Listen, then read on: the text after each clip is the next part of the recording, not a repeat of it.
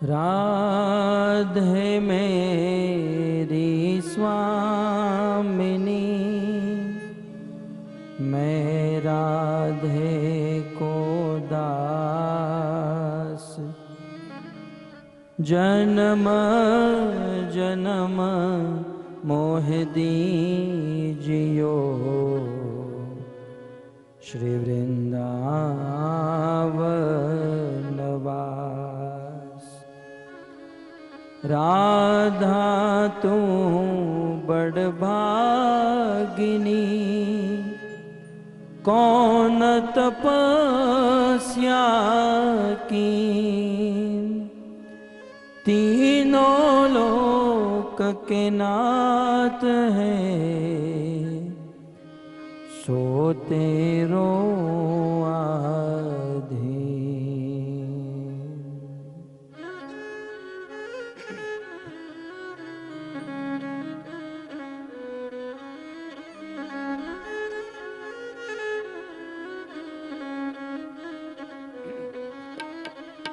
जय राधा माधव कुंज बिहारी, जय राधा माधव कुंज बिहारी।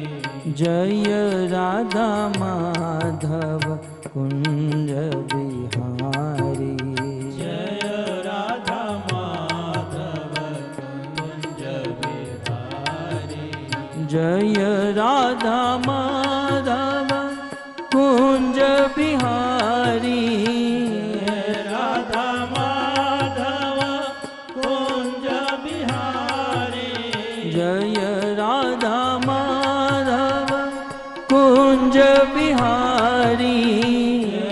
राधा माधव कुंज बिहारी। गोपी जन वल्लभ गिरिवरधारी। गोपी जन वल्लभ गिरिवरधारी। गोपी जन वल्लभ गिरिवरधारी। गोपी जन वल्लभ गिरिवरधारी। जय राधा माधव कुंज बिहारी। जय राधा माधव कुंज बिहारी।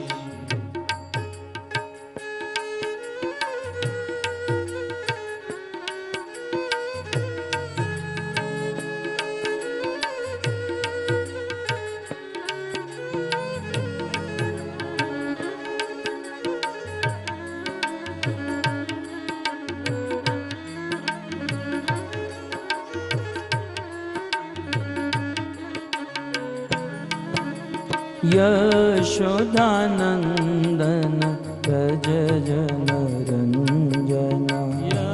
यशोदानंदन व्रज जन रंजन। यशोदानंदन व्रज जन रंजन। यशोदानंदन व्रज जन रंजन। यशोदानंदन ब्रज जन रंजन। यशोदानंदन व्रज जन रंजन। यशोदानंदन ब्रज जन रंजन। यशोदानंदन व्रज जन रंजन। यमुना तीर वनचारी। यमुना तीर वनचारी। यमुना तीर वनचारी। यमुना तीर वनचारी।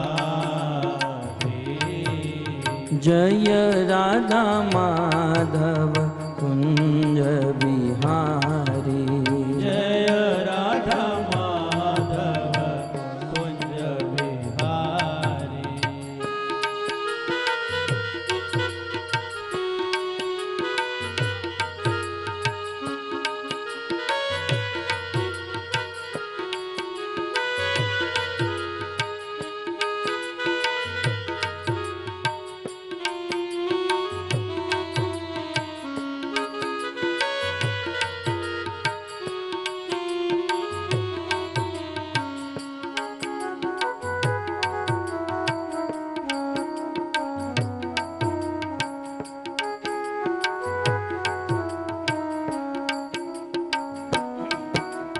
जय राधा माधव कुंज बिहारी जय राधा माधव कुंज बिहारी जय राधा माधव कुंज बिहारी जय राधा माधव कुंज बिहारी जय राधा माधव कुंज बिहारी जय राधा माधव कुंज बिहारी भज गोविंद गोविंद गोपाला गोविंद गोविंद गोपाला भज गोविंद गोविंद गोपाला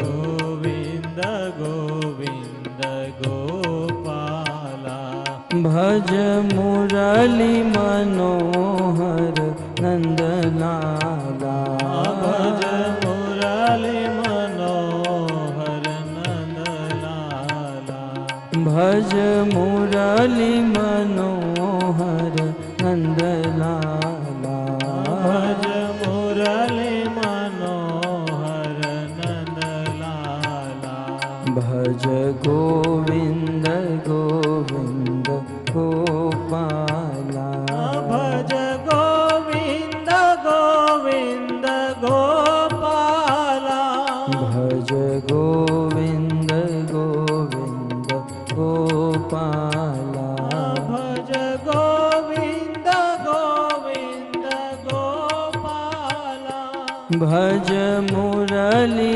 मनोहर नंदलाला मुरली मनोहर नंदलाला भज मुरली मनोहर नंदलाला मुरली मनोहर नंदलाला भज गोविंद गोविंद गोपाला भज गोविंद गोविंद गोपाला जय जय नंद यशोदा दुलार गिरिवरधारी गोपाल जय जय नंद यशोदा दुलार गिरिवरधारी गोपाल गोपाल गोपाल गोपाल गोपाल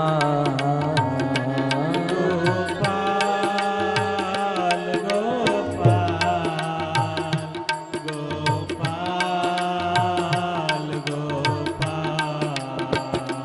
गोपाल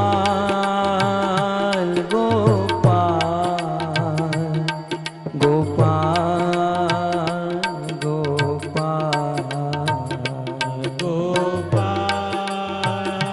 गोपाल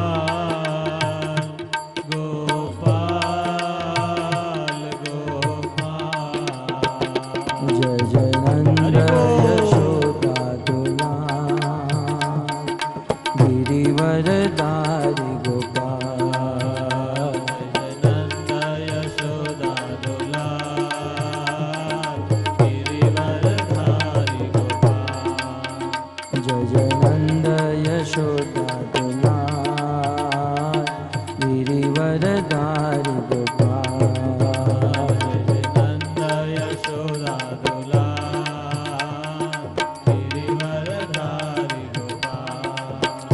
गोपाल गोपाल गोपाल गोपाल गोपाल गोपाल गोपाल गोपाल गोपाल गोपाल गोपाल गोपाल गोपाल गाइए प्रेम से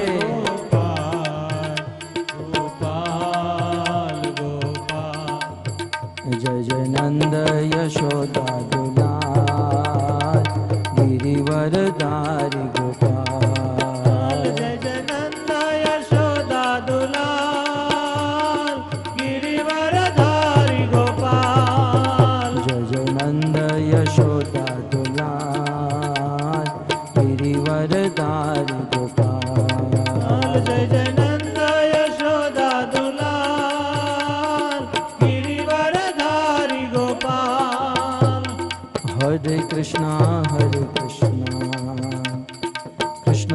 कृष्णा हरे हरे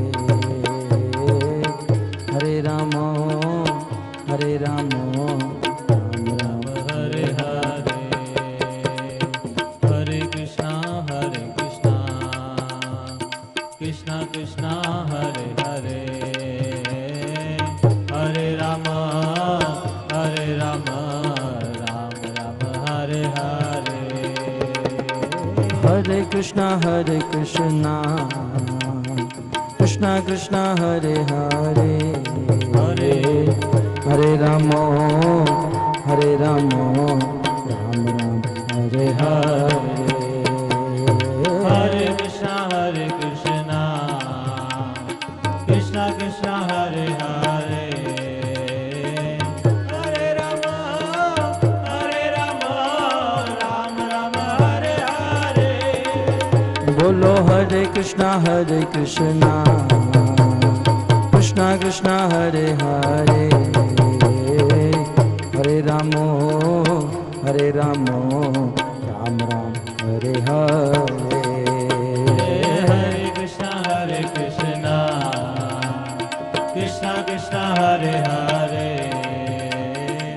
हरे राम राम राम हरे हरे हरे कृष्णा कृष्णा हरे हरे हरे राम राम राम हरे हरे हरे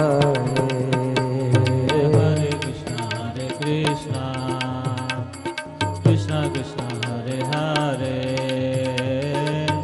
कृष्णा हरे हरे हरे राम राम राम हरे हरे हरे कृष्णा कृष्णा हरे हरे हरे राम राम राम हरे हरे हरे कृष्णा कृष्णा हरे हरे हरे राम राम राम हरे हरे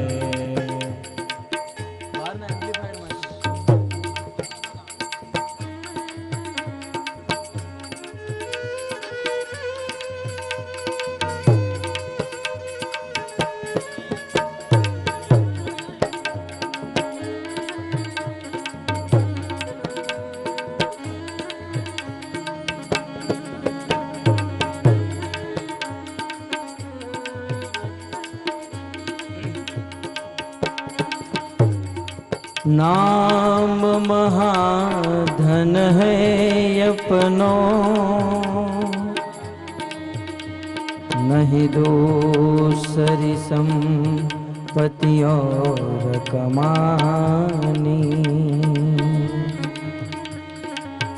नाम महाधन है अपनो नहीं दूसरी संपत्ति और कमानी। छोड़ यटा जग की हमको कुटिया ब्रज माही बनानी। हमको कुटिया ब्रज माही बनानी। हमको कुटिया ब्रज माही बनानी। हमको कुटिया ब्रज माही बनानी। टूक मिले रसिकों की सदा और पीबन को यमुना जल पानी। टूक मिले रसिकों की सदा और पीबन को यमुना जल पानी। हमें और न की परवाह नहीं,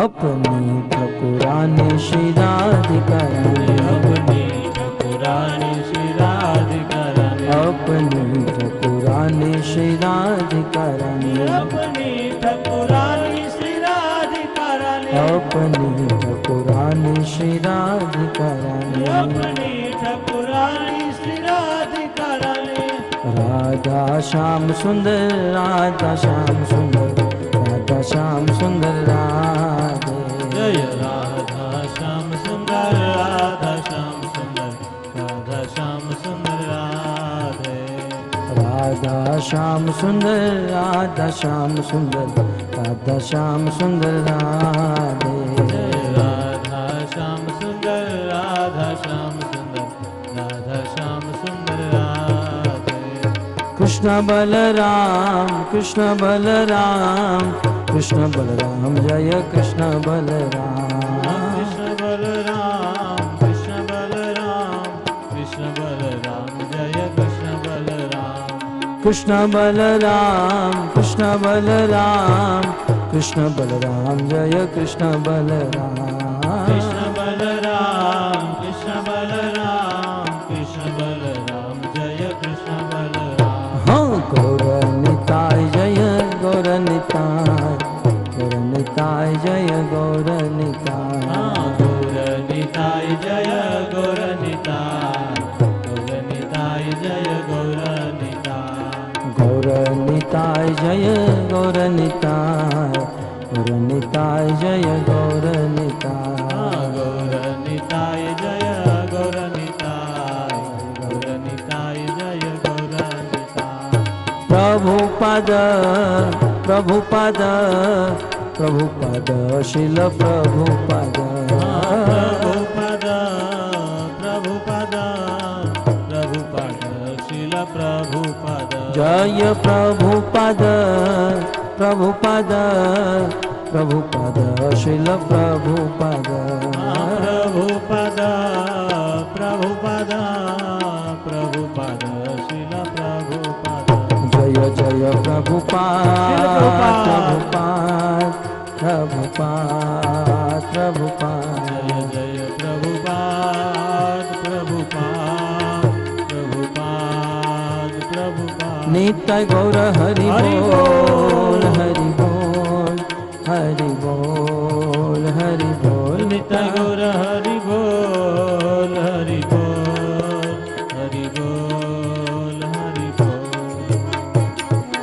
युगधर्म हरिनाम संकीर्तन की शील प्रभुपाद की निताय गौर प्रेमानंद आराध्यो भगवान ब्रजेश तनय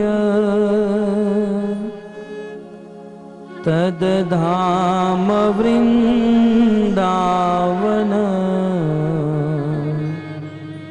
रम्या काचिदुपासना ब्रजबधो वर्गेण या कल्पिता श्रीमद्भागवतं प्रमाणममलम्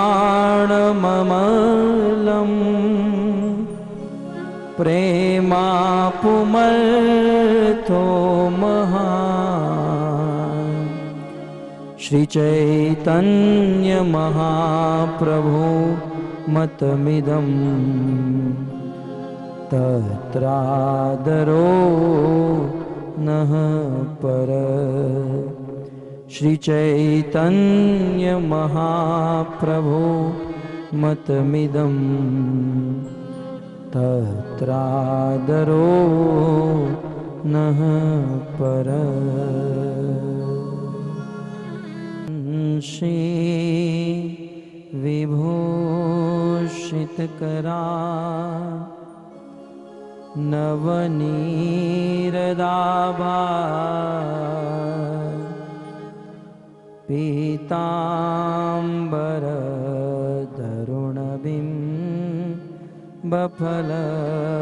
तरुणबिम्बफलदरोष्ठा पूर्णेन्दुसुन्दरमुखात्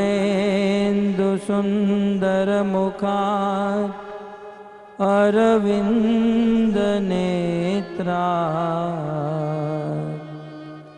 कृष्णात् परं किमपि तत्व अहं न जाने। कृष्ण त्वदीय पदपङ्कज पंजरान्ते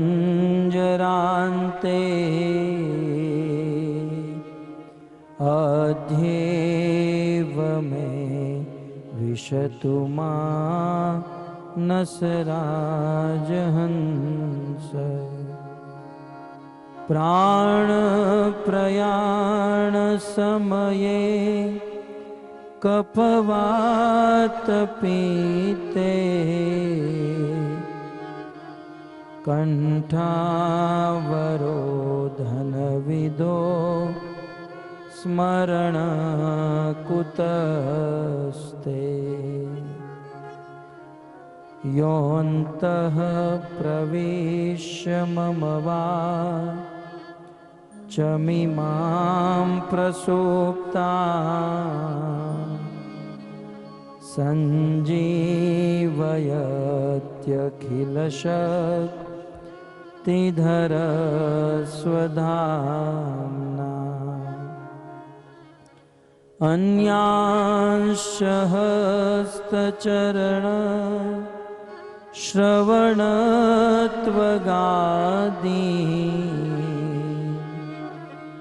प्राणान्नमो भगवते पुरुषाय तुभ्यम्।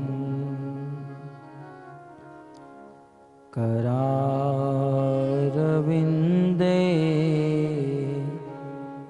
न पदारविन्दम् मुखारविन्दे विनिवेशयन्तम्।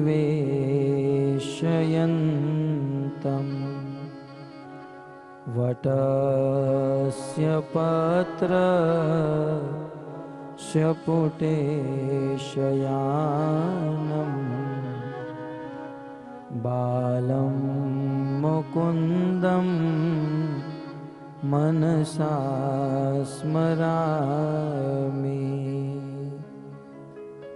श्रीकृष्ण गोविन्द हरे मुरारे हे नाथ नारायण वासुदेव। जिह्वे पिबत्स्वामृतमेतदेव गोविन्द दामोदर माधवेति।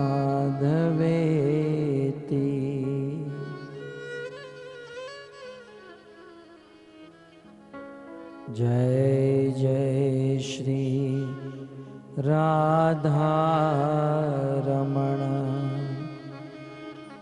जय जय नवल किशोर।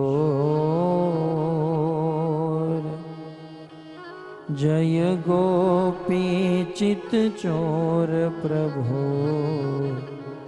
जय जय माखन चोर।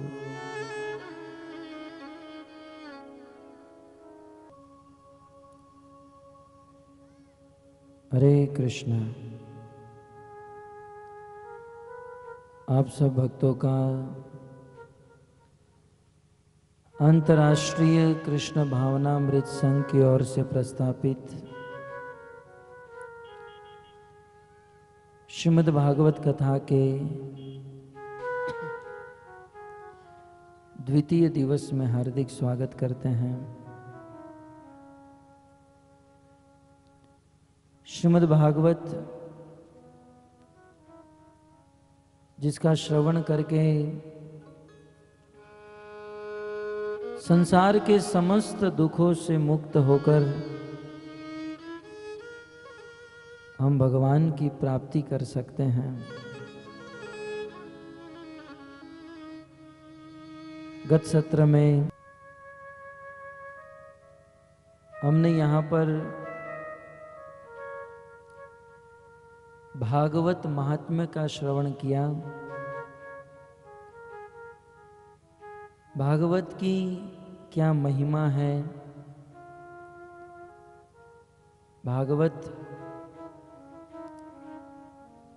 किस प्रकार से सुनाने वाले का, सुनने वाले का और जो भागवत सुन रहे हैं उनके समस्त स्वजन एवं पितरों का उद्धार कर देता है।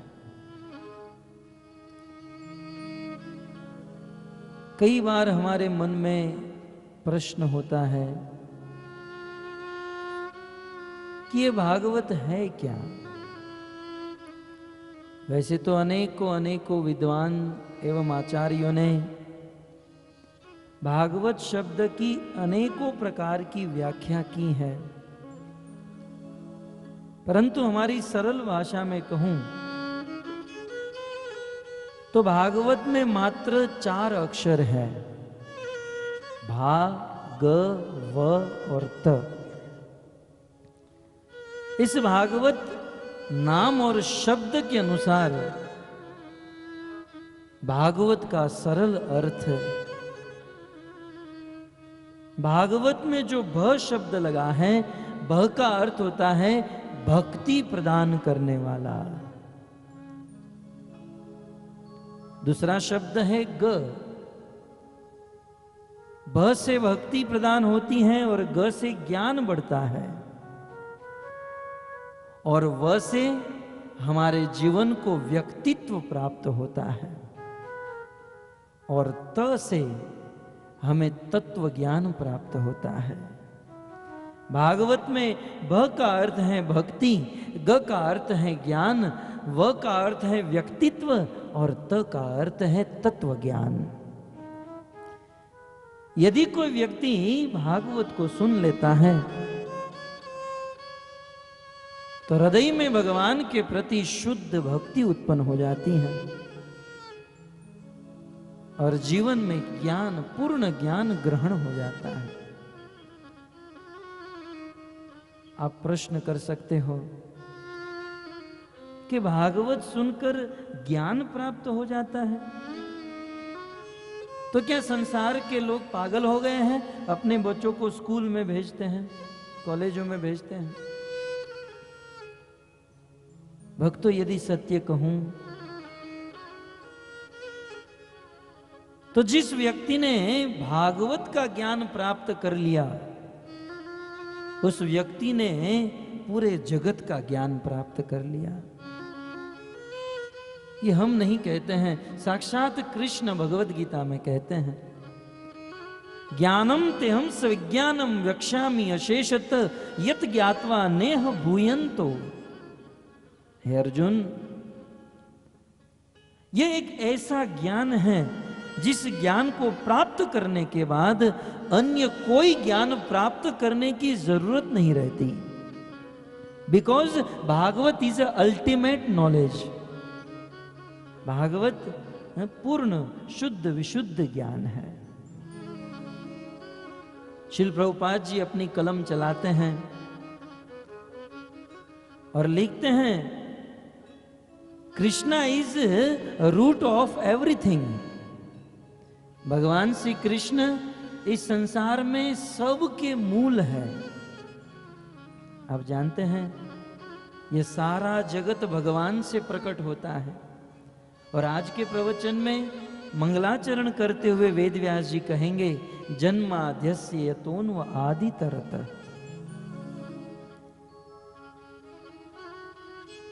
तो भगवान श्री कृष्ण सबके मूल हैं, सब कुछ भगवान से प्रकट हुआ है। भक्तों, ये पृथ्वी, ये तारामंडल, ये ग्रह नक्षत्र तारे, ये सब कुछ कृष्ण से प्रकट हुआ है। कृष्ण सबके मूल है। इसलिए यदि कोई व्यक्ति कृष्ण को जान लेता है, भागवत को जान लेता है, तो उसे पूरे जगत का ज्ञान प्राप्त हो जाता है। अतः ये भागवत भक्ति देने वाला ग्रंथ है और ज्ञान देने वाला ग्रंथ है। इतना ही नहीं, साथ ही साथ वह माने व्यक्तित्व, ये भागवत से व्यक्तित्व प्राप्त होता है। भगवान ने हम सबको मनुष्य तो बना दिया, परंतु मनुष्य के शरीर में यदि सत्य कहूं तो हम लोग मनुष्य नहीं रहे हैं। भगवान ने बहुत सुंदर चीज बनाई है मनुष्य। 84 लाख प्रकार की योनियों में सबसे श्रेष्ठ ये मनुष्य देह, सबसे श्रेष्ठ ये मनुष्य देह। इसलिए भगवान श्री रामचंद्र भी रामायण में कहते हैं ना, बड़े भाग मानुष्य तन पावा, बड़े भाग मानुष्य तन पावा, सुर दुर्लभ मुनि संत रुगावा, सुर दुर्लभ मुनि संत रुगावा। साक्षात भगवान राम ने कह दिया, बड़े भाग मानुष्य तन पावा। इस संसार में जिस व्यक्ति को मानुष शरीर, मनुष्य का तन प्राप्त हो गया, मनुष्य का शरीर प्राप्त हो गया, वो तो बड़ भागी बन गया, तो भाग्यशाली हो गया। क्योंकि यह मनुष्य का शरीर सुर दुर्लभ, बड़े बड़े देवताओं को भी दुर्लभ है। भागवत के 5वें स्कंद में जब समस्त देवता भगवान से स्तुति करते हैं तो यही कहते हैं, हे प्रभु, हम जीवन भर इस स्वर्ग में रहें, परंतु यदि आप हमसे प्रसन्न हो तो हम पर कृपा कीजिए, मरने के बाद हम लोग मनुष्य बन जाए। स्वर्ग में रहने वाले देवता भी मनुष्य बनना चाहते हैं, और धिक्कार है हमारे जीवन को, जब भगवान ने हमें मनुष्य बना दिया तो मनुष्य के देह में हम पशु के कार्य कर रहे हैं। धिक्कार है हमारे जीवन को। इतना सुंदर मनुष्य देह भगवान ने हमको दे दिया, हमने हमारा व्यक्तित्व खो दिया। क्योंकि यह मनुष्य देह वेदों का पालन करने के लिए, शास्त्र का पालन करने के लिए मिला है, परंतु आज के मनुष्य ने सारी मर्यादा तोड़ दी है, सारी मर्यादा तोड़कर अपना जीवन बिता रहा है। भगवान ने जब यह सृष्टि बनाई तो साथ ही साथ वेद शास्त्र बनाए, मनुष्य के लिए कुछ विधि विधान बनाए, कुछ मर्यादा है मनुष्य की। और यदि आप देखो तो इस संसार में 84 लाख प्रकार की योनियों में सब लोग अपनी अपनी मर्यादा में हैं, परंतु मनुष्य अपनी मर्यादा खो चुका है, अपना व्यक्तित्व खो चुका है। भगवान ने गाय को घास खाने के लिए बनाया तो गाय घास ही खाती है ना? आपने कभी सुना या देखा कि गाय कहीं खड़ी खड़ी मांस खा रही है? कभी नहीं। गाय मांस नहीं खाती। गाय को घास खाने के लिए बनाया तो गाय घास ही खाती हैं, और सिंह और शेर को मांस खाने के लिए बनाया तो वो मांस ही खाते हैं। आपने कभी सुना कोई जंगल का सिंह घास खा रहा था? चिड़िया को दाना चुगने के लिए बनाया तो वह दाना ही चुगती है।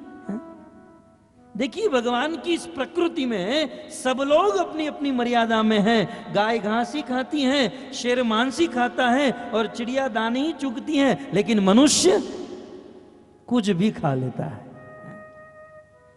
भगवान ने मनुष्य को शाकाहारी बनाया, वेजिटेरियन बनाया, लेकिन ये मनुष्य कुछ भी खा लेता है। घास भी खा लेता है, मांस भी खा लेता है, मच्छी भी खा लेता है, अंडा भी खा लेता है, सूअर का खा लेता है, कुत्ते का भी खा लेता है, कुछ भी। इसीलिए कभी गाय को नहीं कहना पड़ता कि तू गाय बन जा, वो तो गाय है।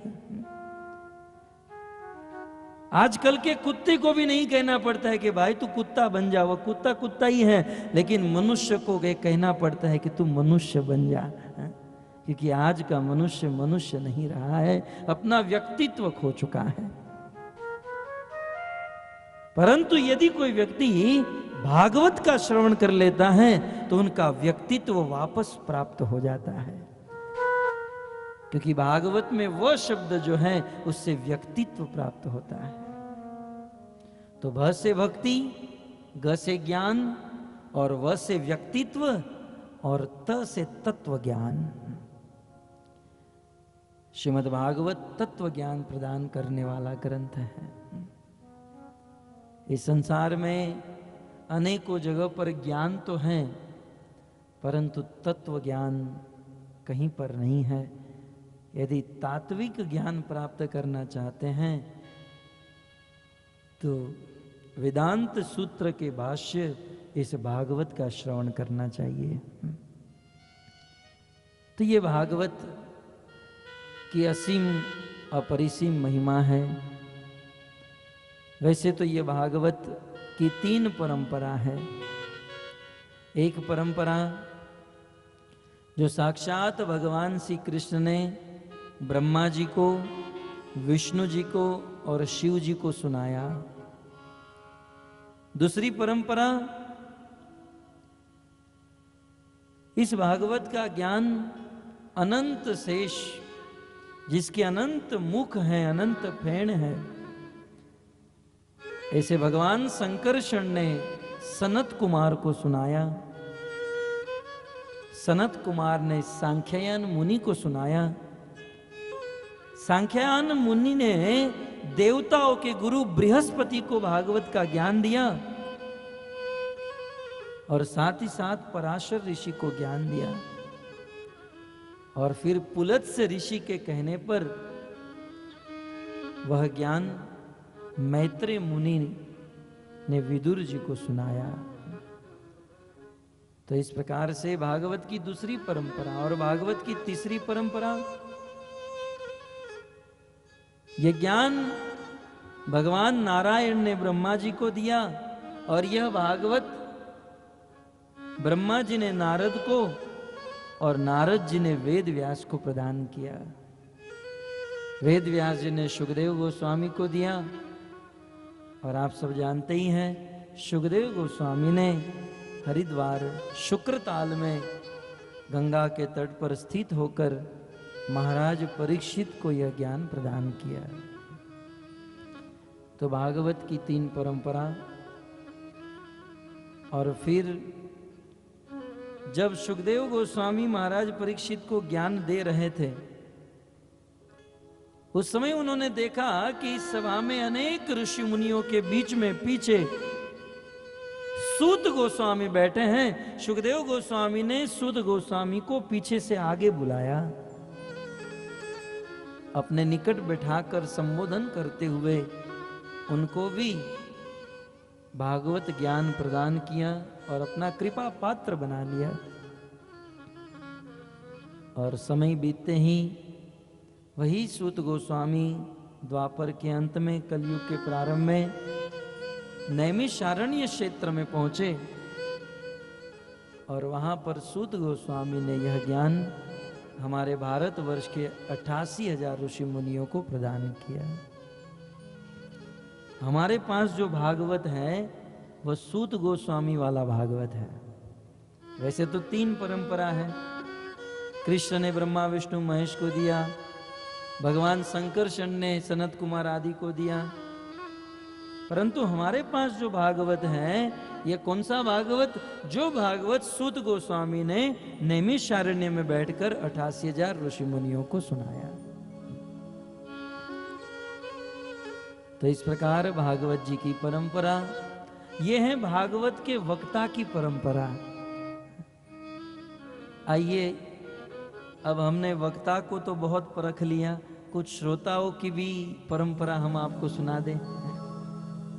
भागवत के अंत में लिखा है, परंतु हम भागवत के प्रारंभ में बोल रहे हैं ताकि आपको पता चले कि आप किस कोटि में हो।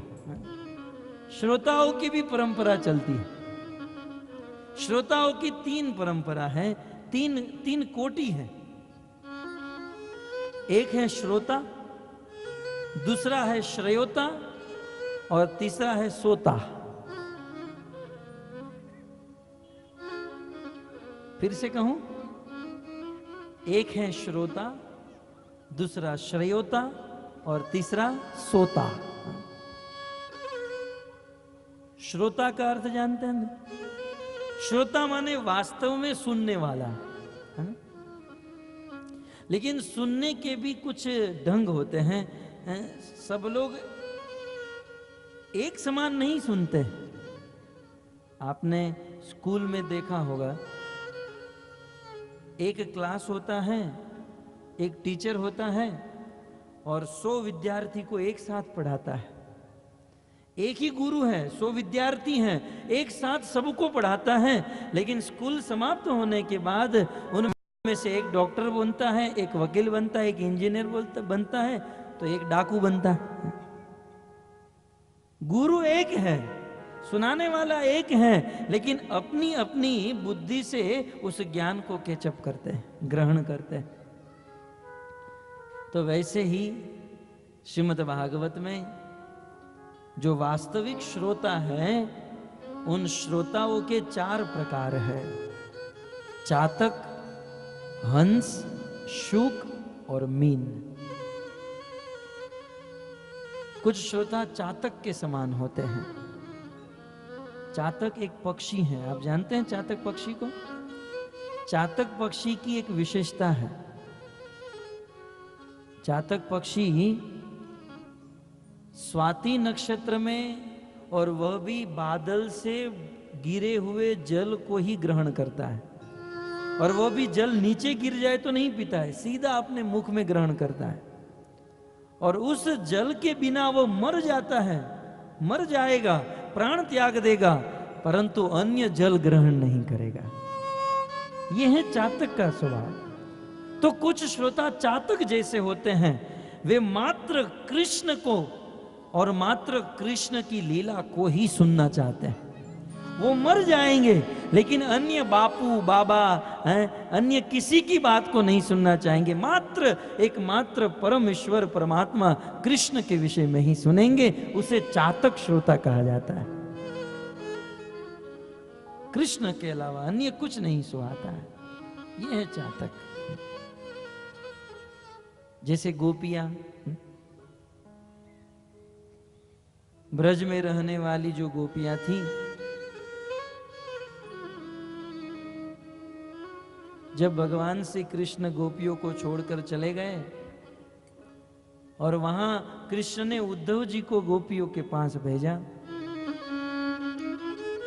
और उद्धव जी गोपियों को तत्व ज्ञान देने लगे। बोले, आप क्यों रो रही हो? आपके रोने का कारण?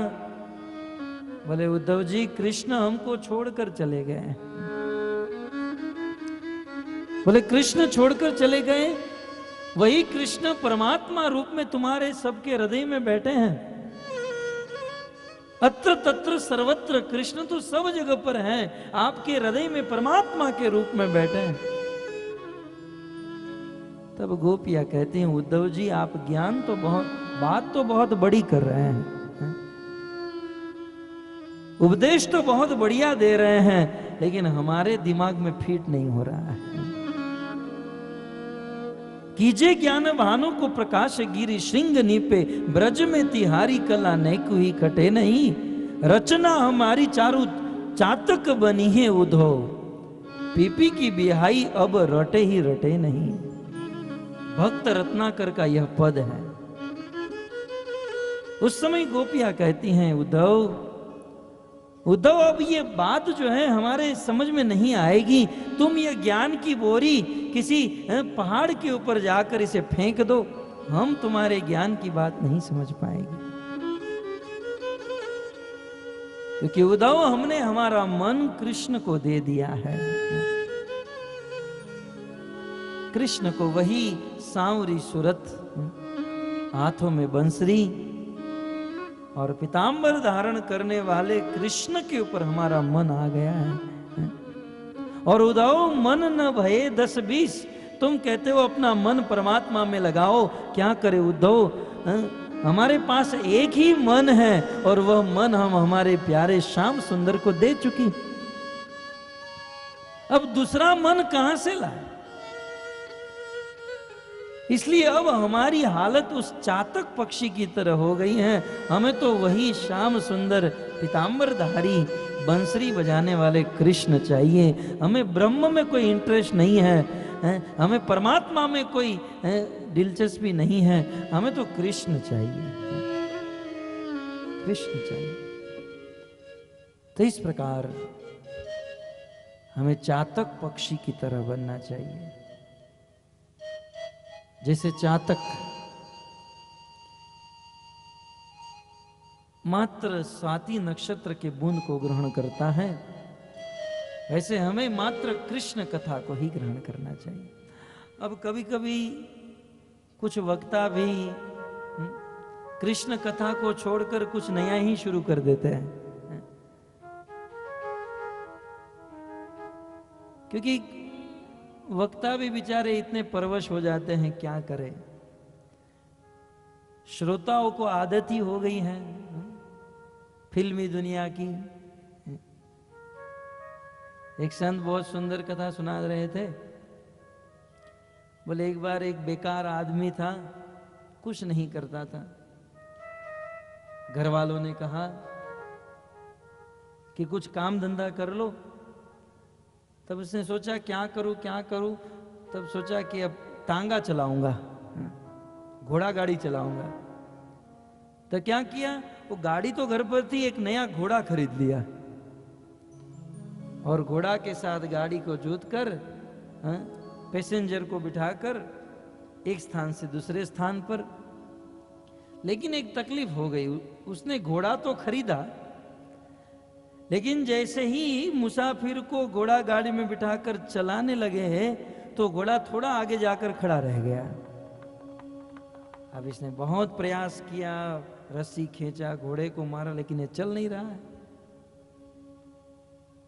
फिर ये घोड़ा गाड़ी से नीचे उतरा और घोड़े के सामने जाकर थोड़ा नाचने लगा, और जैसे ही नाचने लगा आकर बैठा तो घोड़ा चलने लगा। तब उसको पता चला कि ये घोड़ा जो था पहले किसी की शादी में चलने वाला था, ये भूल से शादी का घोड़ा खरीद कर लेकर आया। और शादी का घोड़ा तो आप जानते हैं ना, थोड़ा चलता है फिर लोग नाचते हैं, फिर थोड़ा चलता है फिर लोग नाचते हैं, थोड़ी थोड़ी देर पर खड़ा रहता है, नाचने के बाद फिर आगे चलता है। अब ये घोड़ा बेच तो नहीं पाया, पैसे तो था नहीं। अब घोड़ा गाड़ी चलाता था, घोड़ा खड़ा रह जाने पर नीचे उतरकर उनके सामने नाचने लगता था, फिर से चलता था, नाचता था, फिर से चलता था। आज के वक्ता उस घोड़ा गाड़ी चलाने वाले जैसे हो गए, क्योंकि लोगों को आदत हो चुकी है दुनिया की अलग अलग बातें सुनने की। इसलिए आज के वक्ता श्रोताओं को खुश करने के लिए भागवत को छोड़कर कुछ नया ही शुरू कर देते हैं, दुनिया भर की अलग अलग बातें कचरा सुनाते रहते हैं। परंतु जो चातक श्रोता होता है वो अन्य किसी भी बातों को न ग्रहण करके मात्र कृष्ण कथा को ही ग्रहण करता है। दूसरी प्रकार का श्रोता वो है हंस। यह है दूसरी कोटि। हंस का एक स्वभाव होता है,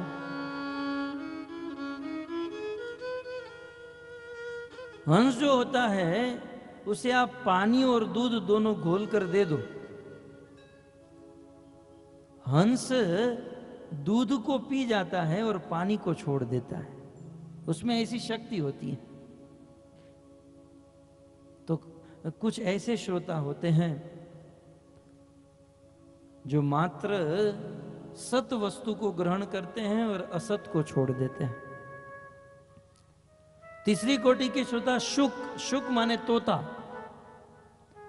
आप तोते को जो रटा देते हो वो बोलने लगता है।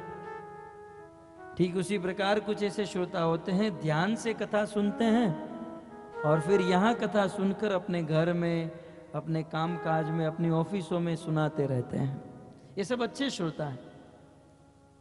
और चौथी कोटि है मीन, मछली की तरह। मछली अपनी आंख नहीं बंद करती है, वैसे ही कुछ ऐसे श्रोता इतनी ध्यान से कथा सुनते हैं कि उनकी आंखें बंद नहीं होती हैं, इतनी ध्यान से। तो हमें ये 4 प्रकार के श्रोता में से कोई एक श्रोता बनना है। फिर चाहे आप चातक बनो, हंस बनो, शुक बनो या मीन बनो, ये सबसे अच्छा श्रोता। लेकिन दूसरी कोटि का श्रोता जानते हैं, वो है श्रेयोता। श्रेयोता का अर्थ पता है? आपने कभी देखा होगा ये तंबाकू पान वाले सुपारी को काटने के लिए वो चलाते ना, तो श्रेयोता का अर्थ होता है काटने वाला,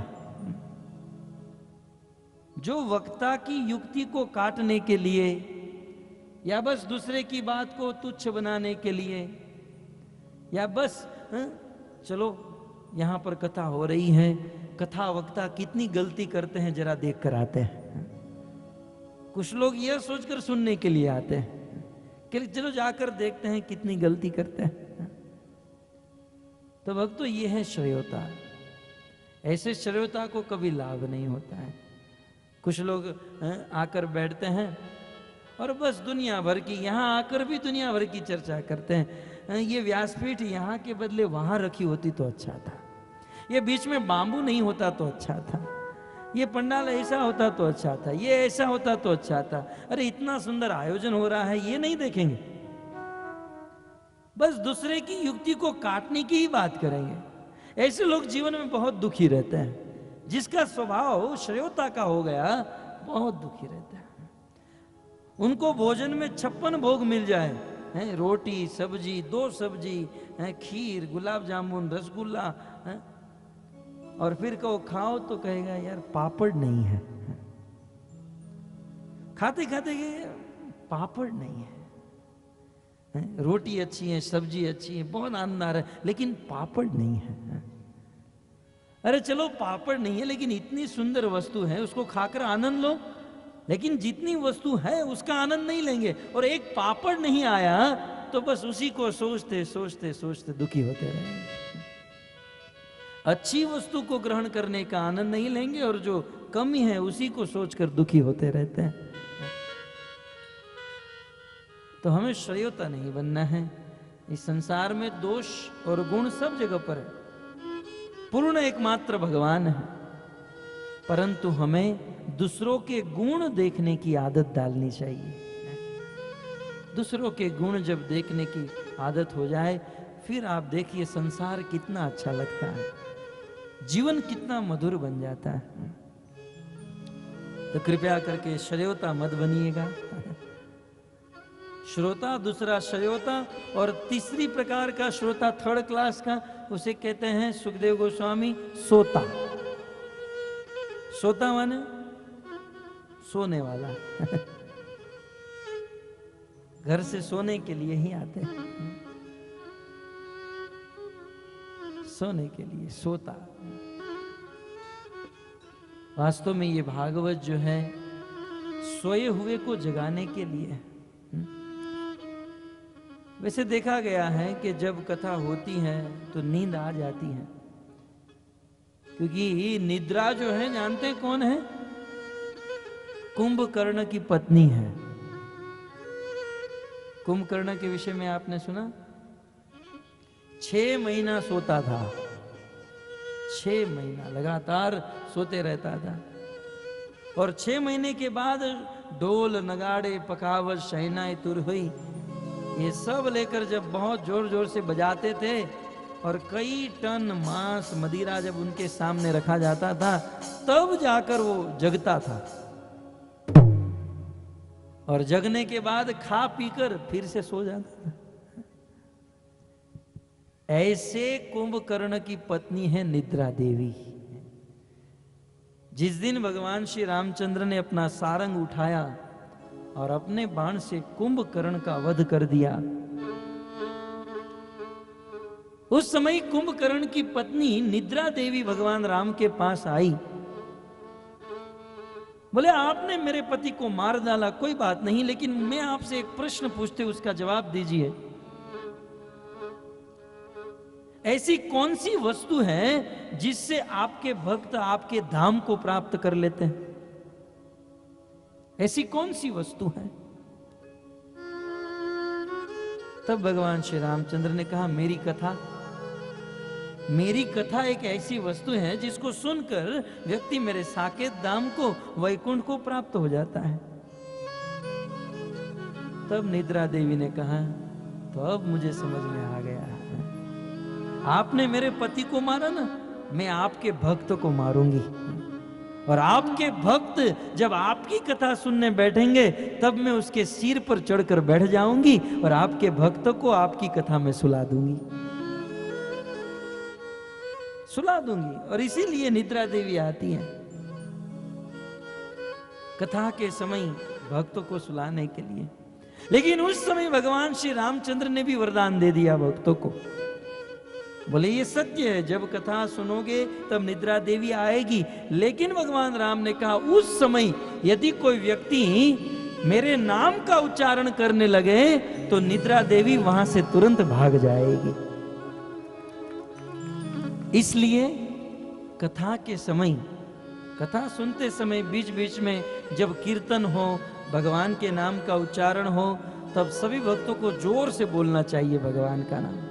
हरे कृष्णा कृष्णा कृष्णा हरे हरे, हरे राम राम राम हरे। भाग गई। देखो मैंने देखा अभी यहां से गई, निद्रा देवी चली गई, लेकिन तुरंत आएगी, आप लोग नहीं बोलोगे तो इस प्रकार निद्रा के वश में नहीं होना चाहिए। निद्रा के वश में होने से जीवन डूब जाता है। तो श्रीमद् भागवत के विषय में, उनकी महिमा के विषय में हमने श्रवण किया। आइए शुभ घड़ी, शुभ समय, अब हम श्रीमद् भागवत को प्रारंभ करें। अब तक हमने श्रीमद् भागवत को खोला नहीं है। अब तक तो भागवत की महिमा, भागवत के विषय में कुछ जानकारी। अब आज से हम श्रीमद् भागवत के प्रथम स्कंद, प्रथम अध्याय और प्रथम श्लोक को प्रारंभ करें। सब लोग सीधे बैठ जाए, दोनों हाथ जोड़े, आंखें बंद और मेरे पीछे दोहराइए। ओम नमो भगवते वासुदेवाय।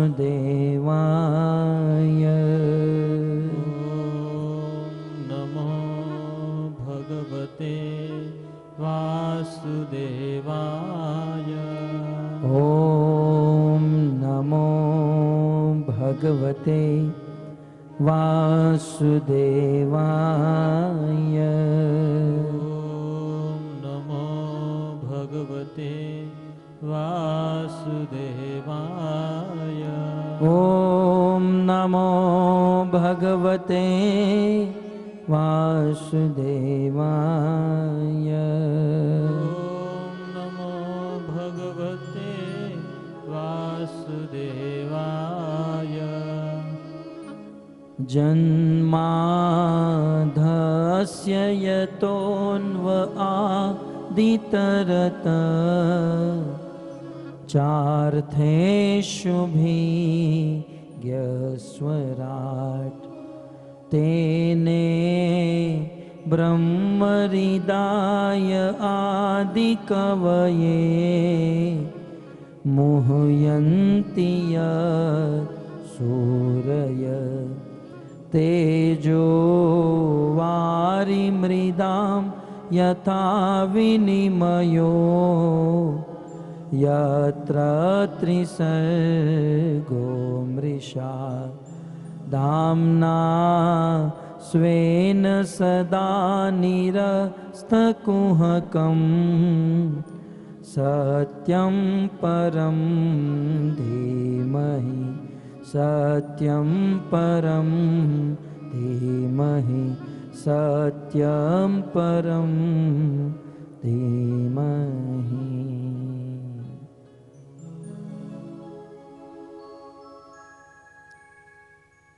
यह है श्रीमद् भागवत का प्रथम श्लोक।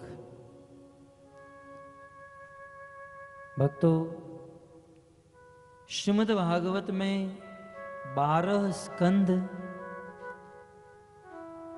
लगभग 375 या 65 अध्याय और 18,000 श्लोक हैं। परंतु ये पूरे भागवत का सार इस भागवत के प्रथम श्लोक में छिपा हुआ है। श्रीमद् भागवत में प्रवेश करने के लिए भागवत का यह प्रथम श्लोक एक द्वार के समान है। यदि भागवत का यह प्रथम श्लोक आपको समझ में आ गया, समझ लीजिए भागवत को समझने में देरी नहीं लगेगी। और यह प्रथम श्लोक समझ में नहीं आया तो भागवत भी समझ में नहीं आएगा। बृहद श्लोक है, बृहद छंद है।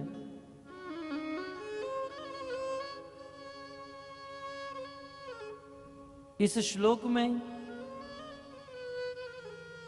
भागवत के प्रणेता भगवान के शक्त्यावेश अवतार पूज्य वेद व्यास जी महाराज मंगलाचरण कर रहे हैं। भागवत के प्रथम 3 श्लोक मंगलाचरण के अंतर्गत है। मंगलाचरण ये शब्द जो है संस्कृत व्युक्ति के अनुसार मंगी धातु से बना है। जितने भी संस्कृत के शब्द हैं वो किसी ना किसी धातु से बने हुए हैं। तो मंगी धातु से मंगलाचरण शब्द बना है। ये मंगी धातु जो है यात्रा के अर्थ में है। और भक्तों, हम भी इस जगत में यात्रा में हैं। हम सब लोग यात्रा में हैं। ये मैं नहीं कहता हूं, क्योंकि आप लोग तुरंत प्रश्न करोगे, प्रभु जी आप यात्रा में हो सकते हो क्योंकि आप कहीं दूर से आए, हम तो हमारे घर पर बैठे हैं। अभी रात होगी, घर पर जाकर सो जाएंगे। हम कहां यात्रा में हैं? यात्रा में तो आप हो। लेकिन कृष्ण ने भगवत गीता में कह दिया, शरीर यात्रा अपि, इस संसार में जितने भी शरीर हैं ये सारे शरीर यात्रा में हैं। हम सब लोग यात्रा में, क्योंकि वास्तविक तत्व ज्ञान तो यह है कि हम शरीर नहीं, हम आत्मा है। और भक्तों, ये जीवात्मा शरीर रूपी यात्रा में यात्रा कर रही है। जैसे हम ट्रेन से यात्रा करते हैं और अनेकों स्टेशन पर ट्रेन रुकती हैं, वैसे यह जीवात्मा अनेकों काल से, अनेकों समय से यात्रा कर रही हैं। और इस यात्रा के 84 लाख स्टेशन हैं। और फिलहाल वर्तमान में ये जीवात्मा मनुष्य रूपी जंक्शन पर खड़ी है। श्रील प्रभुपाद जी कहते हैं, human body are like a junction. ये मनुष्य जीवन एक जंक्शन के समान है। क्योंकि जंक्शन होता है ना, वहां से ट्रेन अनेकों दिशा में जाती है, उत्तर दक्षिण पूर्व पश्चिम। वैसे मनुष्य जीवन एक जंक्शन के समान। यदि आप इस मनुष्य जीवन में अच्छे कार्य करो तो भगवान के धाम में, बुरे कार्य करो तो नरक में, और अच्छे बुरे कुछ न करो तो इसी 84 लाख की योनि में रह जाओगे। तो हम सब लोग यात्रा में हैं। और भक्तों, ये यात्रा प्रारंभ कहां से हुई? ये यात्रा प्रारंभ हुई जहां से भगवान ने हमें प्रकट किया। भक्तों, भगवान ने हम समस्त जीवात्माओं को प्रकट किया। क्यों? क्योंकि भगवान भोक्ता है।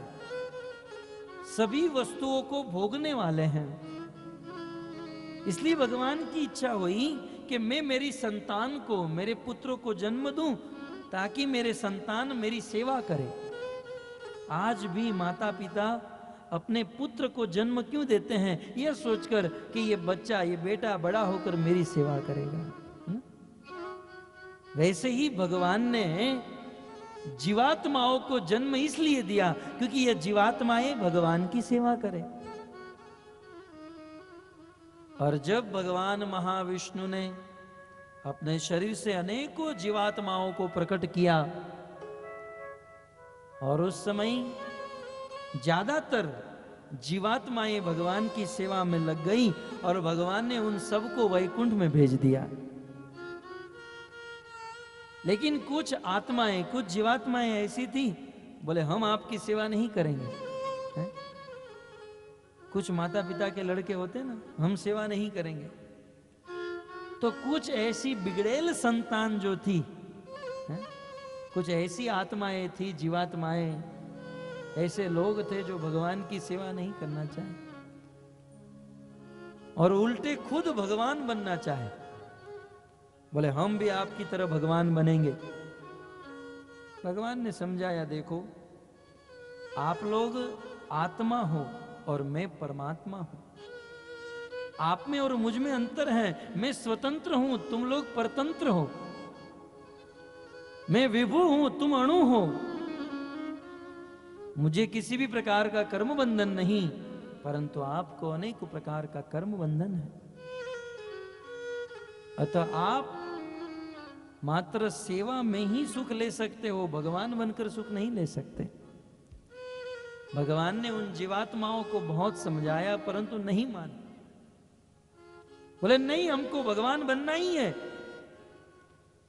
जब बहुत बहुत भगवान ने मनाया और उनके कुछ बच्चे, उनके कुछ आत्माएं, जीवात्माएं स्वयं भगवान बनना चाहे हैं, तब भगवान ने मजबूर होकर, परवश होकर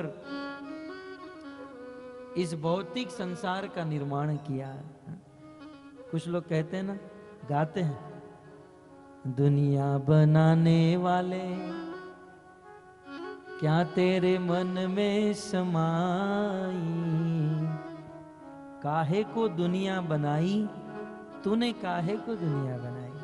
भगवान को कहते हैं, भगवान तूने ये दुनिया क्यों बनाई, कहते हैं ना।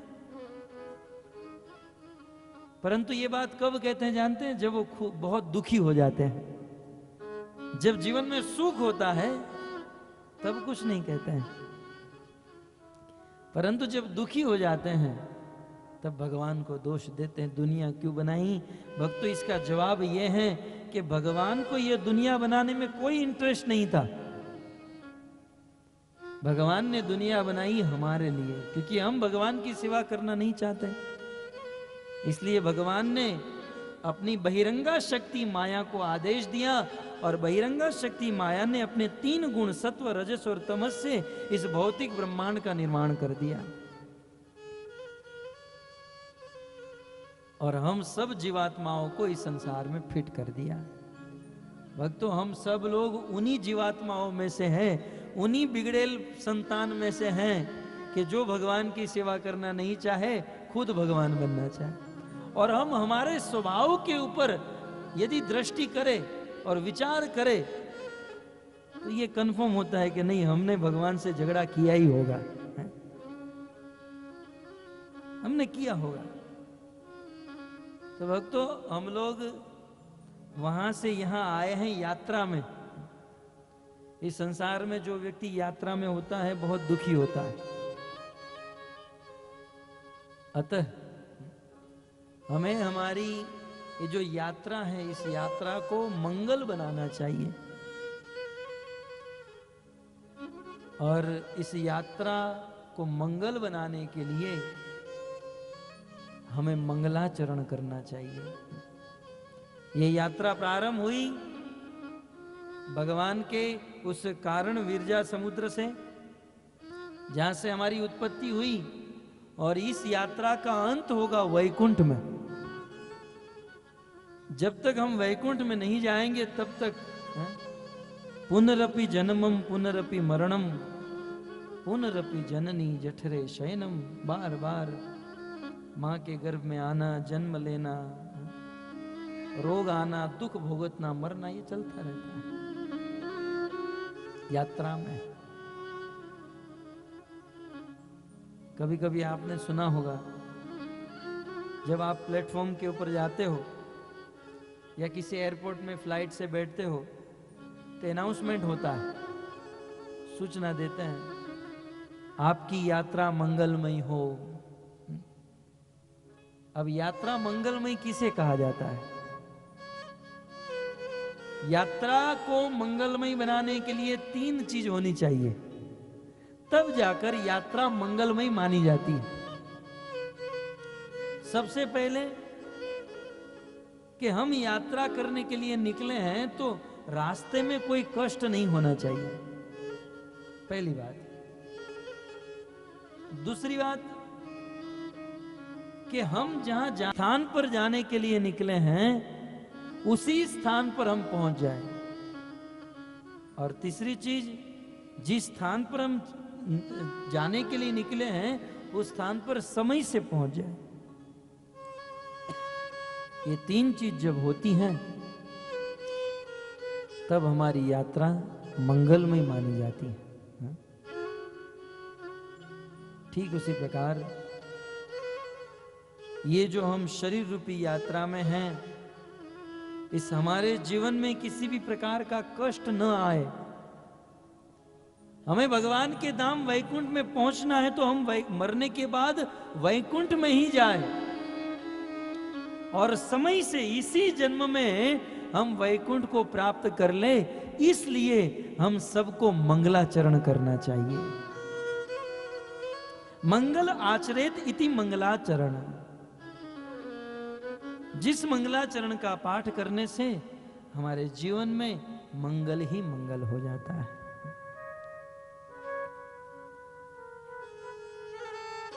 तो किसी भी कथा का, शुभ कार्य का या किसी भी ग्रंथ का जब कोई आचार्य संत प्रारंभ करते हैं तब मंगलाचरण का उच्चारण करते हैं। तो इस भागवत जैसे दिव्य ग्रंथ का प्रारंभ करने जा रहे हैं, इसलिए वेद व्यास जी मंगलाचरण का उच्चारण कर रहे हैं। मंगलाचरण में 3 वस्तु होती हैं। एक होता है प्रणाम, नमस्कार, दूसरा होता है आशीर्वाद, और तीसरी चीज होती है वस्तु निर्देश। नमस्कार, आशीर्वाद और वस्तु निर्देश। भागवत के प्रथम श्लोक में वेद व्यास जी नमस्कार कर रहे हैं। किसे प्रणाम करते हैं? तो श्लोक को यदि आपने ध्यान से सुना तो इस श्लोक के अंत में एक बात आई, सत्यम परम धीमहि। वेद व्यास जी कहते हैं कि मैं परम सत्य का ध्यान कर रहा हूं, मैं परम सत्य को प्रणाम कर रहा हूं। जब मैं ये भागवत प्रारंभ करने जा रहा हूं तो परम सत्य को मैं प्रणाम कर रहा हूं। सत्यम परम धीमहि, परम सत्य को। भक्तों, ये परम सत्य और कोई नहीं, ये साक्षात भगवान ही है, क्योंकि भगवान ही परम सत्य हो सकते हैं, अन्यथा और कोई परम सत्य नहीं बन सकता। इस संसार में चाहे कुछ लोग अपने आप को अपने नाम के आगे सत्य लगा दे, सत्य बापू, सत्य बाबा, अपने आप को कितना भी सत्य सत्य कह के नारा लगाए, परंतु सत्य तो एकमात्र भगवान ही हो सकते हैं। क्योंकि सत्य उसे कहते हैं जो तीनों काल में एक समान रहे। सत्य तीनों काल में एक समान रहता है, और हम लोग आज जवान हैं तो कल बूढ़े हो जाएंगे, परसों मर जाएंगे। हम लोग तीनों काल में समान नहीं है। सत्य उसे कहते हैं जिसका ज्ञान, जिसकी बुद्धि, जिसका रूप, जिसका गुण तीनों काल में समान रहे, सत्य उसे कहते हैं। और भक्तों, ऐसा गुण तो मात्र भगवान में ही हो सकता है। तब भगवान ही परम सत्य। परंतु प्रश्न हो रहा है कि तो फिर वो भगवान कौन है ना? मैंने पहले ही कहा, भागवत का प्रथम श्लोक यदि समझ में आ गया तो समझ लो पूरा भागवत समझ में आ गया। तो प्रश्न होता है, वेद व्यास जी को किसी ने प्रश्न पूछा कि आप परम सत्य का ध्यान कर रहे हैं, परम सत्य को नमस्कार कर रहे हैं, तो बताइए वो परम सत्य साक्षात भगवान ईश्वर परमात्मा है कौन? संसार के कुछ ऐसे वक्ता, कुछ ऐसे कथाकार अज्ञान के कारण और अपने यजमान को और समाज को खुश करने के लिए इस श्लोक की व्याख्या करते समय कहते हैं कि सत्यम परम धीमहि का अर्थ है कि आप जिस को अपना भगवान मानते हो उनका ध्यान करो, है ना? आप जिनको भगवान मानते हो, जो चाहे वो भगवान मान लो और उनका ध्यान करो। परंतु ऐसी बात नहीं है। सत्य तो यह है कि परम सत्य साक्षात भगवान। और वेद व्यास जी को पूछा गया कि वह परम सत्य कौन है, तो इस श्लोक के पहले ही लाइन में वेद व्यास जी ने उत्तर दे दिया। थोड़ी सी बुद्धि लगाई जाए तो इस श्लोक का प्रारंभ होता है ओम नमो भगवते वासुदेवाय। यदि इसको अन्वय के साथ जोड़ा जाए तो ओम नमो भगवते वासुदेवाय सत्यम परम धीमहि। मैं उस परम सत्य का ध्यान करता हूं जो वसुदेव नंदन वासुदेव भगवान श्री कृष्ण के रूप में प्रकट होकर आए हैं। उस परम सत्य का ध्यान करता हूं। इसका अर्थ यह है कि परम सत्य और साक्षात भगवान और कोई नहीं, एकमात्र वसुदेव नंदन वासुदेव भगवान श्री कृष्ण है। इसका अर्थ यह है। ओम, भागवत का प्रथम अक्षर ओम। ये ओम शब्द पवित्र अक्षर है। सृष्टि के प्रारंभ में भगवान के मुख से निकला हुआ प्रथम शब्द ओम। ब्रह्म के मुख से निकला हुआ यह शब्द, इसलिए ये ओम जो है शब्द ब्रह्म है। बड़ा पवित्र शब्द है, पवित्र अक्षर है। इसलिए किसी भी प्रकरण के प्रारंभ में, किसी भी अध्याय के प्रारंभ में ओम शब्द लगाया जाता है अथवा अथ शब्द लगाया जाता है और अंत में इति शब्द लगाया जाता है। ओम। नमः, नमः का अर्थ होता है नमस्कार करता हूं। किसे नमस्कार करते हैं? कहते हैं भगवते, जो साक्षात भगवान है, ऐसे भगवान को नमस्कार करता हूं। बोले वो भगवान कौन? वासुदेवाय। वासुदेवाय माने वसुदेव के पुत्र वासुदेव कृष्ण। कथम भूतम कृष्ण। मानो वेद व्यास जी को पूछा जाए कि आप कृष्ण को ही भगवान क्यों मानते हो, या आपके मन में भी यदि प्रश्न हो जाए कि हम तो फलाने बापू, फलाने बाबा, फलानी देवी, फलाने इसको भगवान मानते थे, हम कृष्ण को ही भगवान क्यों माने? तो वेद व्यास जी भागवत के प्रथम श्लोक में ही इसका उत्तर दे रहे हैं। ओम नमो भगवते वासुदेवाय। वासुदेव कृष्ण ही साक्षात भगवान है और उनको मैं नमस्कार करता हूं, उनका मैं ध्यान करता हूं। क्यों?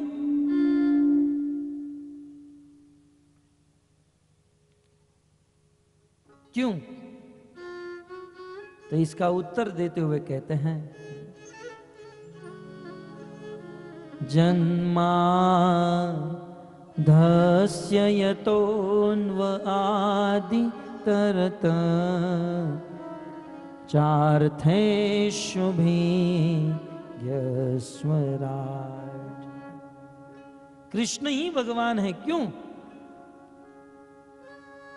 क्योंकि कृष्ण का प्रथम गुण बता रहे हैं, जन्माद्यस्य यतोन्व आदितरतः।